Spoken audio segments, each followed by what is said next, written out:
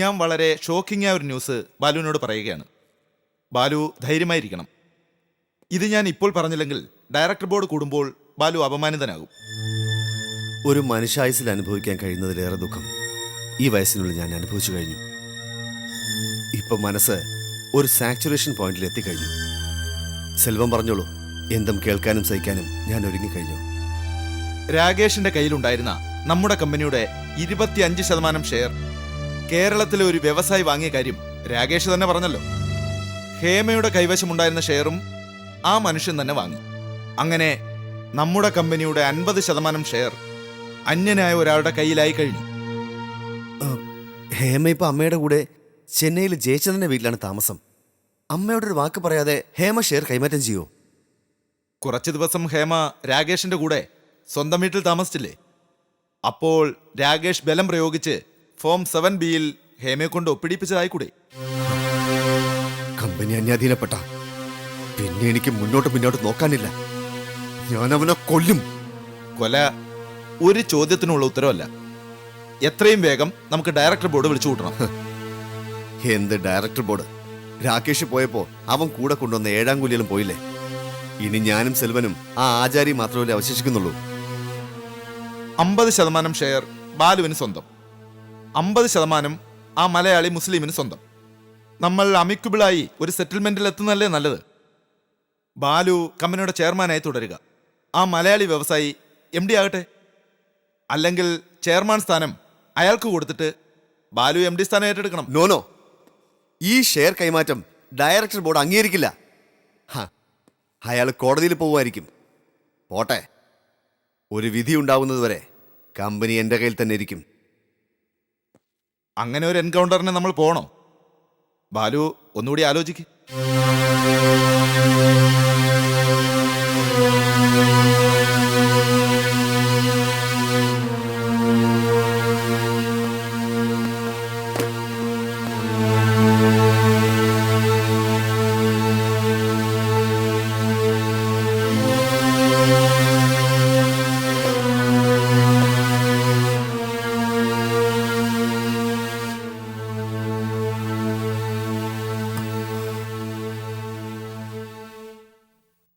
എനിക്ക് തല ചുറ്റുന്ന പോലെ തോന്നുന്നു.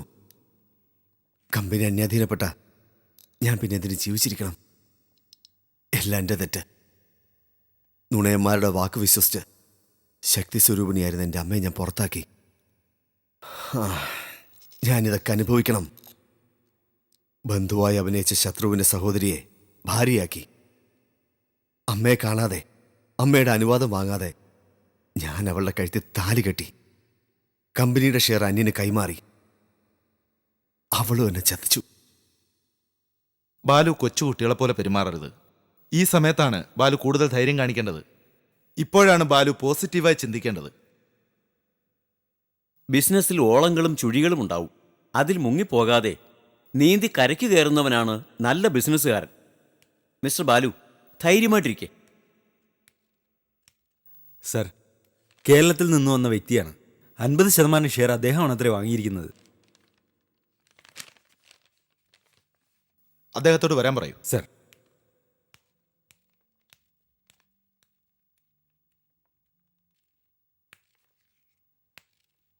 Please come.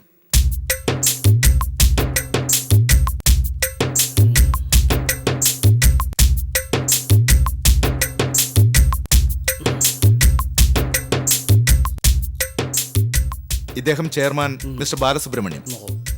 ഇദ്ദേഹം മിസ്റ്റർ ആചാരി, ഡയറക്ടർ അഡ്മിനിസ്ട്രേഷൻ. ഞാൻ ഫിനാൻസ് ഡയറക്ടറാണ്. എൻ്റെ പേര് സെൽവരാജ്. എൻ്റെ പേര് ഇബ്രാഹിം കുട്ടി. മിസ്റ്റർ രാജേഷിൻ്റെ പേരിലും മിസ്സിസ് ഹേമയുടെ പേരിലും ഉണ്ടായിരുന്ന ഷെയർ വാങ്ങിയത് ഞാനാണ്. ഈ ഷെയർ മാറ്റാൻ ഡയറക്ടർ ബോർഡ് അംഗീകരിക്കുമെന്ന് കരുതണ്ട. എന്റെ ഭാര്യ അവളുടെ ആങ്ങളെയും ചേർന്ന് എന്നോട് വിശ്വാസവഞ്ചന കാണിച്ചിരിക്കുക. No, I will never admit it.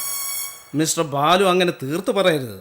ഈ കാര്യത്തിൽ എന്നെ സഹായിക്കാൻ കേരളത്തിൽ നിന്ന് മിസ്റ്റർ ബാലുവിന് പരിചയമുള്ള ഒരു വ്യക്തി കൂടി വന്നിട്ടുണ്ട്. മിസ്റ്റർ ബാലു സമ്മതിച്ചാൽ ആ വ്യക്തിയെ ഞാൻ അകത്തേക്ക് വിളിക്കാം.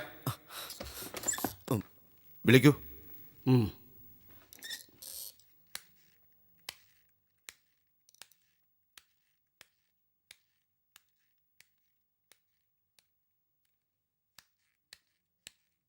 അകത്തേക്ക് വരൂ.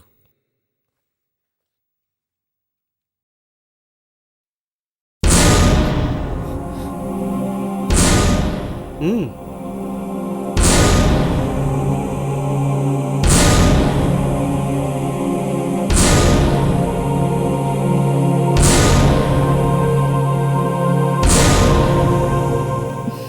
സുശീല ആന്റി,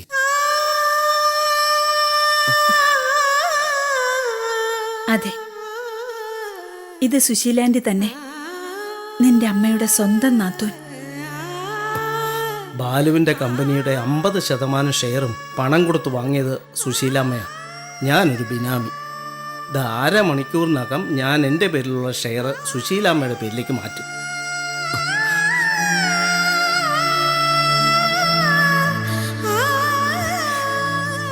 സുശീല ആന്റി എന്റെ മാനം കാത്തു. ഞാൻ അനാഥനല്ലെന്ന് ഇപ്പൊ ബോധ്യായി. നിന്റെ അമ്മ വിശാലാക്ഷിയമ്മാളും ഈ ഞാനും ജീവിച്ചിരിക്കുമ്പോൾ നീ എങ്ങനെ അനാഥനാവും? തക്ക സമയത്ത് ചേട്ടത്തി തന്നെയാണ് ഈ വിഷയത്തിൽ ഇടപെട്ടത്. ചേട്ടത്തി പറഞ്ഞ കാര്യങ്ങൾ അക്ഷരം പ്രതി ഞാൻ അനുസരിച്ചു. ചേട്ടത്തി പട്ടിണി കിടന്നും കടം വാങ്ങിയും അഹോരാത്രം പാടുപെട്ടും വളർത്തിയെടുത്ത കോയമ്പത്തൂർ കോട്ടൺ എക്സ്പോർട്സ് അന്യാധീനപ്പെടാൻ അവർ സമ്മതിക്കുമോ? ഇപ്പോൾ കമ്പനിയുടെ 50% ഷെയർ ബാലുവിന്റെ പേരിലും ബാക്കി 50% ഷെയർ എന്റെ പേരിലുമാണ്. അതായത് കമ്പനി നമ്മുടെ കുടുംബം വക തന്നെ.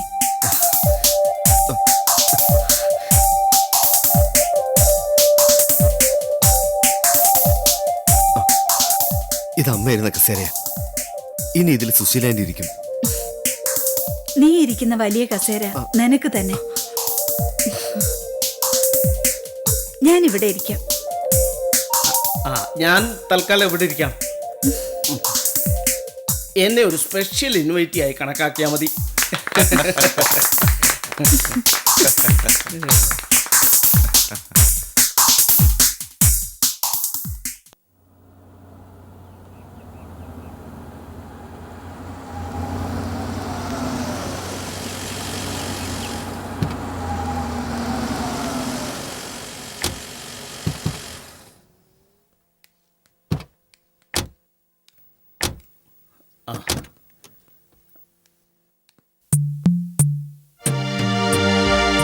ഞാൻ എടുത്തോളാം.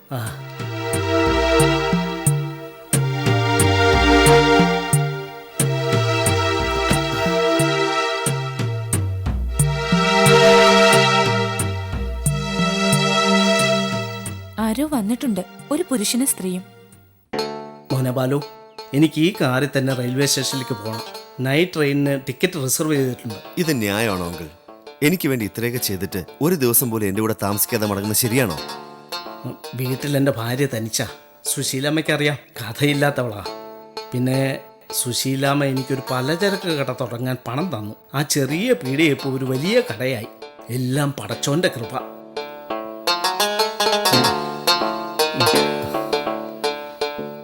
ബാലുമോൻ്റെ കഷ്ടകാലം എല്ലാം മാറി. ഇനി മേൽക്കുമേൽ അഭിവൃദ്ധി തന്നെ ഉണ്ടാവും. ഞാൻ അല്ലാഹുവിനോട് പ്രാർത്ഥിക്കാം.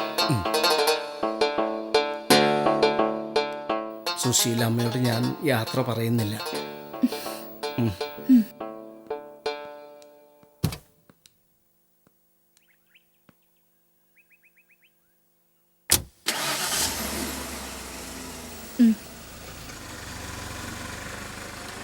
വരൂ ആന്റി.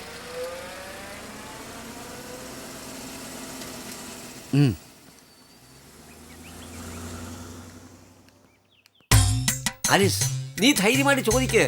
നീ അവന്റെ അമ്മയാണ്. You have every right to govern this house. Balunna, ആരാ ഇത്? ബാലു, നിന്റെ അനുജത്തി ചോദിച്ചത് കേട്ടില്ലേ?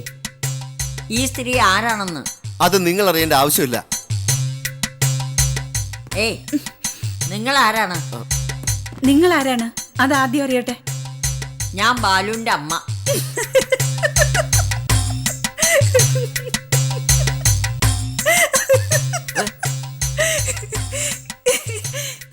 നിങ്ങൾ ബാലുവിന്റെ അമ്മയാണെന്നോ? നാണല്ലേ ഇങ്ങനെ പറയാൻ? ബാലുവിന്റെ അമ്മ വിശാലാക്ഷി അമ്മാളാണെന്ന സത്യം ഈ കോയമ്പത്തൂരിൽ ആർക്കാ അറിയാൻ പാടില്ലാത്തത്? വിശാലാക്ഷി അവനെ വളർത്തി. പക്ഷേ ഞാനാ ഇവനെ പ്രസവിച്ചത്. അതിനെന്താണ് തെളിവ്? It's a meaningless question. Shut your bloody mouth. Balu പറയട്ടെ, ഈ നിൽക്കുന്ന സ്ത്രീ നിന്റെ അമ്മയാണോ? അല്ല, ബാലു, എനിക്ക് ഒരു അമ്മയുള്ളൂ. അവരുടെ പേര് വിശാലാക്ഷി അമ്മ എന്നാണ്. ഈ സ്ത്രീ ജീവിക്കാൻ ഗതിയില്ലാതെ വന്നപ്പോ എന്റെ അമ്മയാണെന്ന് കള്ളക്കഥയും പറഞ്ഞ് വന്നിരിക്കുക. നോ. ഇവരുടെ പേര് ആലീസ് എന്നാ, എന്റെ പേര് ബാലസുബ്രഹ്മണ്യം. ഇവരെങ്ങനെ എന്റെ അമ്മയാവും? എന്റെ ശരിയായ പേര് അന്നപൂർണ എന്നാണ്. ഇവനെ പ്രസവിച്ചതിന് ശേഷമാണ് ഞാൻ ആലീസായിട്ട് മാറിയത്. നിനക്കും അതറിയാം. ഈ സ്ത്രീയെ കണ്ടപ്പോ നീ നിന്റെ അഭിപ്രായം മാറ്റി. ആരാണ് ഈ സ്ത്രീ? എന്റെ പേര് സുശീല, വിശാലാക്ഷി അമ്മാളിന്റെ ഭർത്താവിന്റെ സഹോദരി. ഈ വീട് എന്റെ നാത്തൂന്റെ വീടാണ്. ആ റീത്ത, നീയും അൻപഴകനും വേഗം ആ മുറി ഒഴിഞ്ഞു കൊടുക്കണം. ആ മുറിയിലാണ് ഇനി സുശീലന്റെ താമസിക്കാൻ പോകുന്നത്. ആന്റി വരും.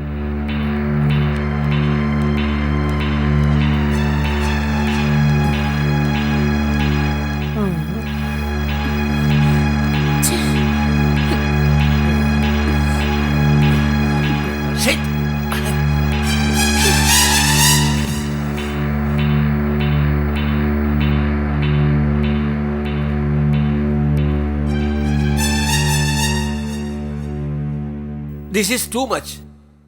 ഇന്ന് റീത്തയോട് മുറി ഒഴിപ്പിച്ചു, നാളെ നമ്മളോട് മുറി ഒഴിയാൻ പറഞ്ഞാലോ? പറയും. ആ, എങ്ങനെ പറയാതിരിക്കും?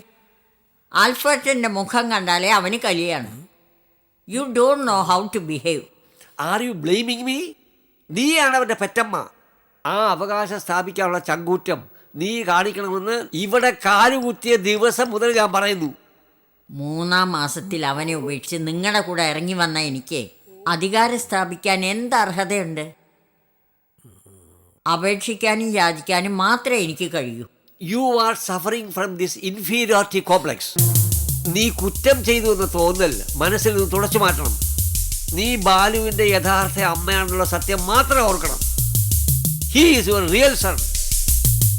വിശാലാക്ഷിക്ക് ബാലു അഡോപ്റ്റഡ് സൺ മാത്രമാണ്. നിങ്ങൾ ഇങ്ങനെ തർക്കിച്ചതുകൊണ്ട് ഒരു പ്രയോജനവും ഇല്ല. സുശീലാന്റി എന്ന സ്ത്രീയെ ബാലുവിനെ മനഃപൂർവ്വം ഇവിടെ കൊണ്ടുവന്നതാ, നമ്മളെ പുറത്താക്കാൻ. Suppose I kill that lady. ആ സുശീലയെ ഞാൻ കൊല്ലുന്നു, എന്ത് സംഭവിക്കും? நீங்க ஜெயிலுக்கு போயிடுவாங்க. அங்க உங்களுக்கு நல்ல சாப்பாடு கிடைக்கும். நாங்க 3 பேரும் தெருவோரத்திலே பிச்சை எடுக்க வேண்டியதுதான். அம்மா, புரிஞ்சுதா?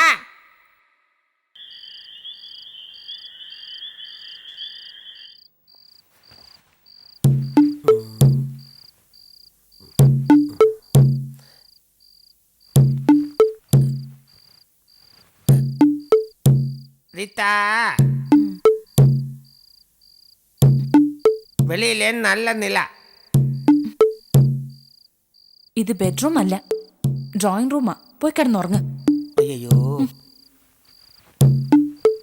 நிலவே என்னிடம் நெருங்காதே, நீ நினைக்கும் இடத்தில் நான் இல்லை.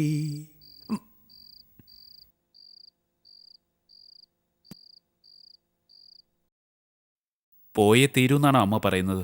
അതെ ജയ, എനിക്ക് പോയേ മതിയാവും. ചിമ്മയി, ഞാൻ പറഞ്ഞതൊക്കെ ഓർമ്മയുണ്ടല്ലോ.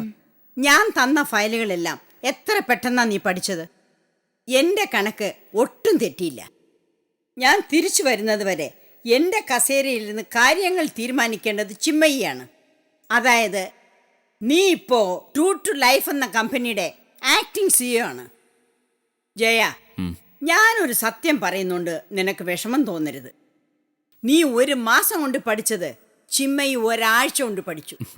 ഇനിയെങ്കിലും നീ നിന്റെ ഭാര്യയുടെ കഴിവിൽ വിശ്വസിക്ക്. അമ്മ എന്നും മടങ്ങി വരും. ഞാൻ ഇനി മടങ്ങി വന്നില്ലെങ്കിൽ തന്നെ എന്ത്, നീ എന്നെ അമ്മയെന്ന് വിളിച്ചില്ലേ? ആ, ഞാൻ അമ്മ എയർപോർട്ടിൽ വിട്ടിട്ട് വരാം. ഞാനും വരുന്നു. ഹേമേ, ഇതുവരെ റെഡിയായില്ലേ? വേഗം ആവട്ടെ.